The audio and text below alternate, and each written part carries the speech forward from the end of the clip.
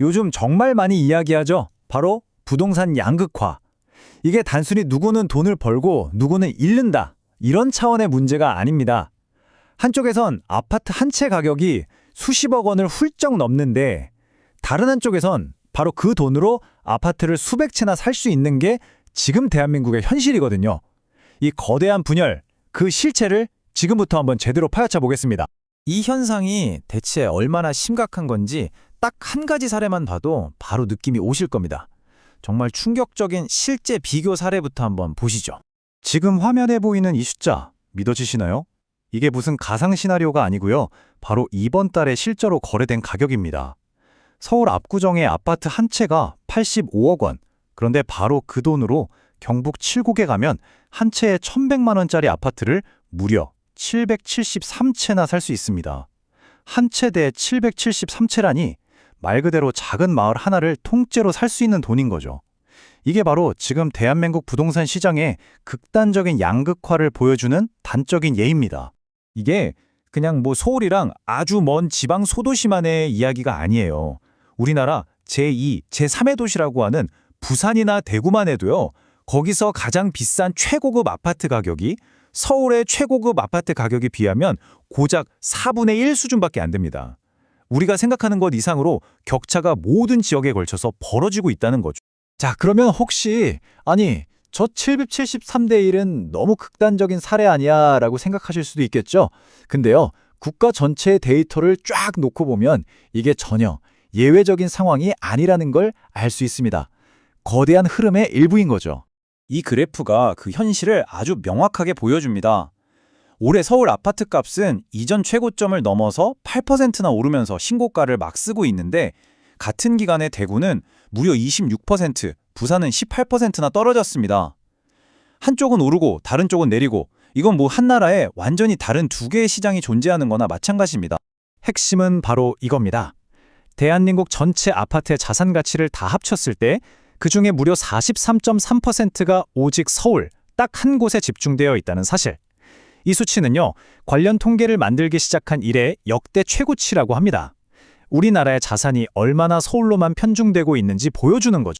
화면에 보이는 12.7이라는 숫자, 이게 5분위 배율이라는 건데요. 쉽게 말해서 가장 비싼 아파트, 상위 20%의 평균 가격이 가장 저렴한 하위 20% 아파트 평균 가격의 12.7배라는 뜻입니다.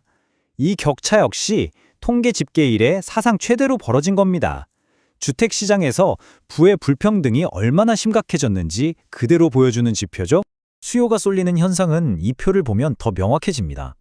새 아파트 청약 경쟁률만 봐도요, 서울은 평균 146대 1인데 전국 평균은 7.2대 1에 불과해요. 20배가 넘게 차이가 나는 거죠. 가격은 또 어떻고요? 서울의 중간 가격 아파트가 약 11억 원에 가까운데 다른 지방은 2억 원대에 머물고 있습니다. 정말 사람도 돈도 관심도 모두 서울로만 향하고 있는 겁니다. 자, 그럼 이제 자연스럽게 이런 질문이 나올 수밖에 없죠. 도대체 어떤 힘이 이토록 막대한 자본과 수요를 단 하나의 도시, 서울로만 끌어당기고 있는 걸까요? 전문가들은 그 원인을 딱 한 가지로만 보진 않아요. 투기를 막으려던 정책이 의도치 않게 낳은 부작용도 있고, 더 깊게는 대한민국 경제의 뿌리 깊은 구조적인 문제들이 거미줄처럼 얽혀서 지금의 상황을 만들었다고 분석합니다. 그중에서 가장 핵심적인 원인으로 꼽히는 게 바로 이 똘똘한 한 채 선호 현상입니다. 이게 뭐냐면, 다주택자에 대한 세금 규제가 강해지니까 투자자들이 이럴 바엔 지방에 어중간한 거 여러 채 갖고 있느니 다 팔아서 그 돈으로 절대 안 떨어질 것 같은 서울 핵심지에 확실한 거 하나 갖자, 이렇게 생각하게 된 거죠. 어떻게 보면 투기를 막으려던 정책이 오히려 서울 집중을 더 가속화시킨 셈입니다. 그리고 이런 똘똘한 한 채 선호 현상은 더 큰 흐름과 만나면서 증폭됩니다. 좋은 일자리, 좋은 교육 환경, 문화 인프라, 이런 것들이 전부 수도권에 집중되어 있으니까요. 대한민국의 모든 자원과 인재를 끌어당기는 거대한 자석처럼 작용하고 있는 겁니다. 이렇게 한 곳으로 너무 많은 가치와 기회가 쏠리게 되면 과연 어떤 일이 벌어질까요? 그 파급 효과는 이미 전국 곳곳으로 퍼져나가고 있습니다. 서울의 부동산 시장이 용광로처럼 뜨겁게 달아오르는 동안 지방은 정반대의 한파를 맞고 있습니다. 다 지었는데도 주인을 찾지 못해서 텅 비어있는 아파트가 2만 8천 채를 넘는다고 해요. 13년 만에 가장 많은 수치인데 이러니 지방 건설사들은 연쇄도상 공포에 떨 수밖에 없는 거죠. 한국은행도 이걸 아주 심각하게 경고하고 있습니다. 이건 단순히 주택 문제를 넘어서는 문제라고요. 지방의 주택 시장이 무너지면 거기에 돈을 빌려준 지역은행들이 위험해지고 결국 이건 국가 금융 시스템 전체를 흔들 수 있는 잠재적인 폭탄이 될 수 있다는 뜻입니다. 이런 격차는 결국 사람들의 인식마저 완전히 바꿔놓고 있습니다. 이제 서울집은 계속 오를 거라고 기대되는 안전한 자산으로, 반면에 지방집은 사두면 가치가 떨어지는 소모품처럼 여겨지게 되는 거죠. 결국 한 나라 안에 전혀 다른 두 개의 부동산 시장, 어쩌면 두 개의 세상이 만들어지고 있는 셈입니다. 자, 그렇다면 우리는 이대로 지켜만 봐야 하는 걸까요? 이렇게 뿌리 깊게 자리 잡은 양극화 현상을 되돌릴 방법은 정말 없는 걸까요? 해법은 무엇인지 마지막으로 한번 짚어보겠습니다. 전문가들은 한 목소리로 이야기합니다. 단순히 부동산 규제를 풀거나 조이는 것만으로는 이 문제를 해결할 수 없다고요. 근본적인 해법은 국가 발전 전략 자체를 바꾸는 데 있다는 겁니다.